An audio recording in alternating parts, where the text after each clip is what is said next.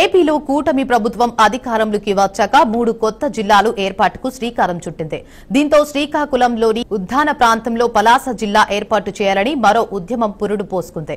అందులో భాగంగా పలాసలో సామాజికవేత్త YCP senior నేత దువ్వాడ శ్రీధర్ సమక్షంలో రౌండ్ టేబుల్ సమావేశం జరిగింది. పలాస జిల్లా ఏర్పాటు జరిగేంత వరకు ఉద్యమం ఆగదంటున్న వైసీపీ నేత సామాజికవేత్త దువ్వాడ శ్రీధర్ తో మా ప్రతినిధి శ్రవణ్ ఫేస్ టు ఫేస్.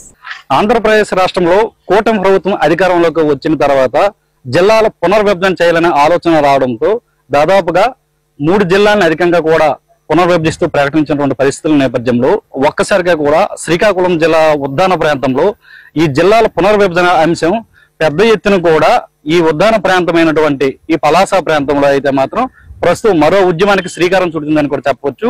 అయితే ప్రధానంగా శ్రీకాకుళం జిల్లాలో ఉన్నటువంటి 10 నియోజకవర్గాలకు గాను ఇప్పటికే రాజాంని విజయనగరంలోను అలాగే పాలకొండను మన్యం జిల్లాలోను కూడా కలపడం జరిగింది.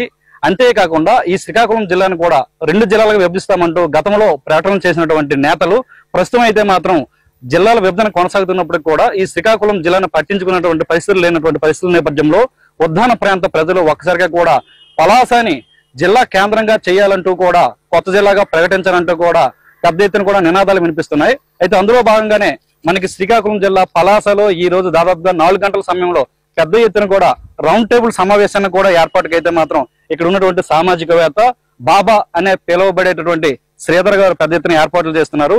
అసలు ఈ పలాసని ఎందుకు జిల్లా చేయాలి అనే అంశాన్ని ఆయన అడిగి తెలుసుకున్న ప్రయత్నం అయితే చేద్దాం. మీరు చెప్పండి సార్, పలాసని ఎందుకు జిల్లా కేంద్రంగా ప్రకటించాలి, నూతన జిల్లాగా తీసుకురావాలని మీరు కోరుకుంటున్నారు? సార్ ఇప్పుడు ఏం లేదు సార్, మనకి విభజన తర్వాత ఆంధ్రప్రదేశ్ లో 13 జిల్లాలు ఉన్నాయి. ఈ 13 జిల్లాలు 26 చేశారు. 26 జిల్లాలు చేసినప్పుడు మా శ్రీకాకుళం జిల్లా ఒకటి తీస్తే 12 జిల్లాలని 25 చేశారు. ఇకపోతే ఇప్పుడు ఈ 2019-20 ఇప్పుడు వచ్చినటువంటి కొత్త ప్రభుత్వం కూటమి ప్రభుత్వం ఏం చేసిందంటే ఒక 5 జిల్లాలు మళ్ళీ కొత్తగా ఇస్తామని ప్రకటించారు. దాంట్లో మా పలాస జిల్లా ఫస్ట్ గా ప్రకటించినప్పుడు ఆ పలాస జిల్లా చూసి మా ప్రాంతీయులందరూ చాలా సంతోషపడ్డాం. మా వెనుకబడిన జిల్లా ఈ రోజు ఎంతో అభివృద్ధి చెందడానికి అవకాశం ఉందని మేము అందరం అనుకున్నాం. ఆల్ ఆఫ్ సడన్ మొన్న కేబినెట్ మీటింగ్ లో ఏం జరిగిందో ఏమో 3 జిల్లాలే చేస్తామన్నారు. మా జిల్లాని పక్కన పెట్టారు. మేమేమంటామంటే ఇప్పుడు ఆనాడు 13 జిల్లాలు 26 చేశారు. 26 ఇప్పుడు 29కి వెళ్ళింది. 29లో శ్రీకాకుళం జిల్లా ఒకటి చేస్తే 28 జిల్లాలు, 28 జిల్లాలు 12 జిల్లాలని 28 జిల్లాలు చేశారు. ఇక్కడ ఏం జరుగుతుందంటే ప్రతి జిల్లా కూడా డెవలప్మెంట్ కోసం చిన్న చిన్న ముక్కలు కట్స్ చేసుకొని మీరు 28 జిల్లాలు చేసుకున్నారు. మా వెనుకబడిన జిల్లా అయిన శ్రీకాకుళం జిల్లా స్వాతంత్రం వచ్చిన నాటి నుండి వెనుకబడిన జిల్లా ప్రతి నాయకుడు, ప్రతి మనిషి, ప్రతి వ్యక్తి అనేది అదే. భారతదేశంలో ఆంధ్రప్రదేశ్ లో వెనుకబడిన జిల్లా ఏది అంటే శ్రీకాకుళం జిల్లా అని చెప్తారు. ఇది ఏంటి సార్ అన్యాయం? ఇప్పుడు మీరే ప్రకటించారు. ఇప్పుడు దీని మీద ఏంటంటే మాకు పలాస నియోజకవర్గం చేస్తే మాకు చాలా బాగుంటది. ఎందుకంటే శ్రీకాకుళం అటు శ్రీకాకుళం ఇటు పలాస నియోజకవర్గం అయినప్పుడు శ్రీకాకుళం కూడా ముందుకు వెళ్తుంది. పలాసలో కూడా పలాస, టెక్కలి, ఇచ్చాపురం, పాతపట్నం కలిపి ఒక జిల్లా చేస్తా ఉంటాం. అయితే ప్రధానంగా చెప్పండి, శ్రీకాకుళం జిల్లా ఇప్పటికే వెనుకబడిన జిల్లాగా పిలువబడుతుందని చెప్తున్నటువంటి మీరు అదే శ్రీకాకుళం జిల్లాకి కార్గో ఎయిర్పోర్ట్ ను కూడా తీసుకొచ్చినటువంటి పరిస్థితి కూడా ఉంది.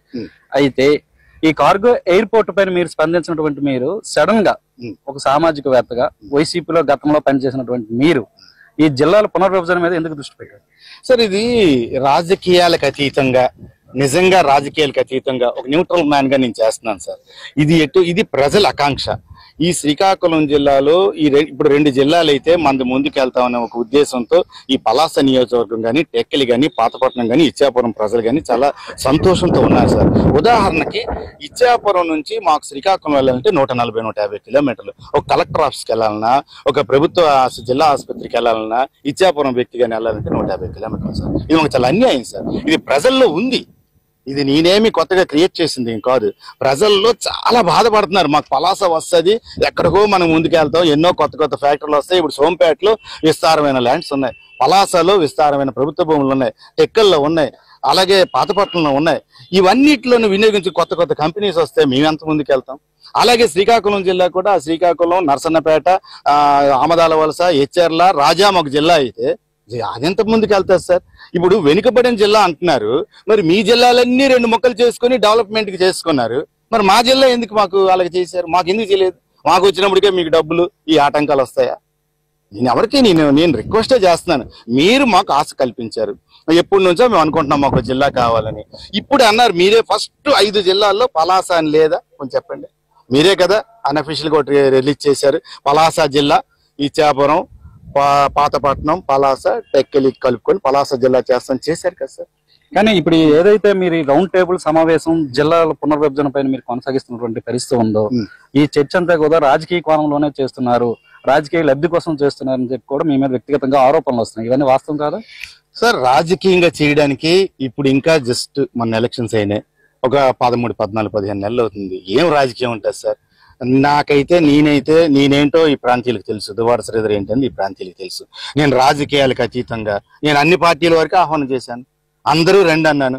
అందరు కూడా వస్తే అందరం ఆలోచిద్దాం, ఒక వేదికగా కూర్చుందాం, మన అందరూ రాజకీయాలన్నీ పక్కన పెట్టి మన పలాస జిల్లా అయితే మనకి డెవలప్మెంట్, రేపు యువతకి ఉపాధి కలుగుతుంది అనే ఉద్దేశంతో చేస్తున్నాం. కానీ దీంట్లో పర్సనల్ ఎజెండా కానీ పొలిటికల్ ఎజెండా కానీ లేదు సార్. నేనైతే ఈ ఇష్యూని మాత్రం రియల్ గా గ్రౌండ్ లెవెల్లో ఉండి, నాకు ఎంతో మంది మేధావులు, రిటైర్డ్ ఎంప్లాయీస్, పెద్ద వాళ్ళు ఫోన్ చేసి మీరు న్యూట్రల్ మ్యాన్ లాగా ఉన్నారు సార్, మీరు చేస్తే కొంతమంది చేస్తే ఒక పార్టీకి ఒక అంచనాకు వచ్చి రాకపోవడాలు, ఆ ఫీలింగ్స్ ఇవన్నీ ఉంటాయి. మీ మీద ఎవరికి పెద్ద ఎగ్నిస్ట్ లేదు, ఒక న్యూట్రల్ మ్యాన్ లాగా ఉన్నారు. మీరు ముందు అనిపిస్తే మీ వెనకాతలు మేము ఉంటాం సార్, ఖచ్చితంగా మనకి జిల్లా వస్తుంది. కాబట్టి దీని మీద మీలాంటి వాళ్ళు ఉండాలి సార్. నాకు విపరీతమైన ప్రజలు ఒత్తిడి మేరకు చేస్తున్నాను సార్. ఇది నాది భగవంతుడి సాక్షిగా, ఇది పర్సనల్ ఎజెండా కాదు, రాజకీయ ఎజెండా అంతకన్నా కాదు. రాజకీయాలు అనేది అది అదృష్టం సార్. నేను అది పట్టించుకోను. రాజకీయం ఎందుకు సార్? నాకు బ్రహ్మాండమైన లైఫ్ నాకేందుకు. ఇదే మాజీ మంత్రి మీద ఫిర్యాదు చేయడానికి కూడా తమిళనాడు సీతారాం ఇంటికి కూడా ఒక వర్గం వెళ్ళినటువంటి పరిస్థితుల్లో మీరు కూడా ఉన్నారు కదా. ఇప్పుడు అది వేరే వెర్షన్ సార్. ఇప్పుడు దయచేసి ఇది డీవియేట్ అవుతుంది. ఇప్పుడు మనం చేస్తుంది ఏంటంటే ప్రజల ఆలోచన బట్టే ఏ సంఘ సంస్కర్త అయినా బయటకు రావాలి సార్. ఎవరైనా నాయకుడైనా, ఎవరైనా ఏ పార్టీకి సంబంధించిన ప్రజల అవసరార్థం ఎవడైతే వస్తాడో వాళ్ళని అందరినీ మనం అప్రిషియేట్ చేయాల్సి వస్తుంది సార్. ఇక్కడ మేము రాజకీయాలకు అతీతంగా మన జిల్లాని సాధించుకోవాలనే ఉద్దేశం తప్పించి మాకు ఇంకొక ఎజెండా లేదు. నాకైతే ఎటువంటి పర్సనల్ ఎజెండా లేదు. నేనేదో ఎమ్మెల్యే అయిపోయిన అలాంటి ఉద్దేశం అంతకన్నా లేదు. ఇప్పుడైతే నిజం అది మనస్సాక్షి చెప్తాను సార్, అది కాదు అబద్ధం సార్. అయితే ప్రధానంగా అయితే మాత్రం శ్రీకాకుళం జిల్లా ఉద్దాన ప్రాంతంలో మరో ఉద్యమానికి అయితే మాత్రం జిల్లాల విభజన అయితే మాత్రం పురుడు పోసిందని చెప్పాలి. అయితే శ్రీకాకుళం జిల్లా పలాస కేంద్రంగానే జిల్లాని ఏర్పాటు చేయాలంటూ కూడా సామాజికవేత్త, వైసీపీలో ఉన్నటువంటి కీలక నేత అయినటువంటి శ్రీధర్ ఇప్పటికే చెప్పినటువంటి పరిస్థితి అయితే మనం చూసాం. కెమెరా పర్సన్ తిరుమలతో శ్రావణ్, బీఆర్కే న్యూస్, శ్రీకాకుళం.